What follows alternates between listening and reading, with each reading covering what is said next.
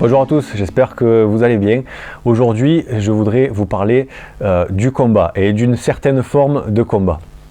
Il y a plusieurs combats dans la vie d'un chrétien et ça peut être, comme on peut lire dans la Bible dans différents endroits, ça peut être des combats contre un ennemi identifié. Ou ça peut être des combats contre nous-mêmes. On le sait, on est très souvent notre principal ennemi. On sait que le diable, c'est notre ennemi.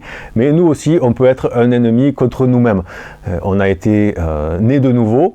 Le Saint-Esprit nous a revêtus de sa nature. Mais si on n'est pas renouvelé jour après jour, notre ancienne nature peut reprendre le dessus. Et on peut être amené des fois à combattre contre nous-mêmes. Voilà, alors quand c'est le combat contre une personne identifiée, comme on peut le voir dans la Bible, il y a différentes façons de combattre. Par exemple, en affrontant notre ennemi, comme David l'a fait contre Goliath, par exemple. Ou ça peut être, par exemple, avec la fuite. On sait que Joseph, face à la femme de Potiphar, qui voulait coucher avec lui, a fui devant elle et il a gagné le combat. Donc la fuite, ça peut être aussi une forme de victoire face au combat contre notre ennemi. Et là, je voudrais vous parler d'une troisième forme de combat, c'est le combat contre nous-mêmes. Et très souvent, un combat contre nous-mêmes, ça va avoir lieu dans nos pensées. Une pensée arrive très vite dans notre tête, d'accord, dans notre cerveau, et elle va s'installer. Et elle va tourner, elle va tournoyer, elle va venir et elle va prendre de l'amplitude très souvent. Et ça devient très compliqué de combattre contre nos pensées. Alors vous allez me dire, comment on fait pour combattre contre les pensées? On ne peut pas affronter nos pensées comme David l'a fait contre Goliath. On ne peut pas non plus fuir des pensées, d'accord? Les pensées, ça fait partie de nous-mêmes, c'est nous-mêmes. Fuir devant quelque chose qui n'est pas palpable, c'est impossible. Et en fait, le Seigneur a prévu aussi cette forme de combat-là. Je vais vous lire un verset qui a très souvent été un verset clé pour moi dans ma vie, qu'il est toujours et je pense qu'il le sera jusqu'à la fin de ma vie. Ça se trouve dans 2 Corinthiens 10 au verset 5. Je vous le lis dans la version seconde.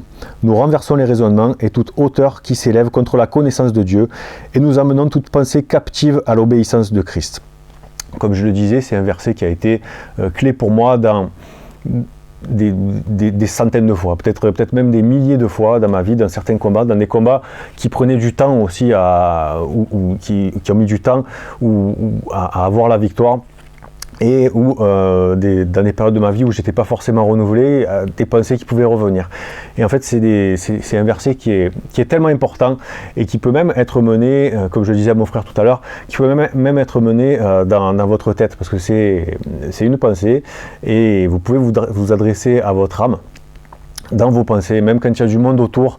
C'est un combat que vous allez mener et les gens ne vont même pas le voir que vous menez ce combat finalement, parce que ce combat n'est pas physique, ce combat est dans vos pensées, d'accord? Et du coup, c'est un combat que vous pouvez même mener à votre travail, quand vous avez des collègues autour de vous, vous pouvez vous adresser à vos pensées et dire maintenant, au nom de Jésus, je te fais captive et je t'amène à l'obéissance de Christ. Et vous allez voir, aussi bizarre que ça puisse paraître, mais c'est biblique, votre pensée va fuir. D'accord? Et ce combat, il peut revenir malheureusement quelques temps après, mais à ce moment-là, vous pourrez encore combattre de la même manière et vous verrez que vous aurez la victoire de la même manière. D'accord? Et si vous demeurez ferme dans ce combat, vous finirez par avoir la victoire définitive. Soyez encouragés par ce verset, je vous souhaite à tous une belle journée et à bientôt.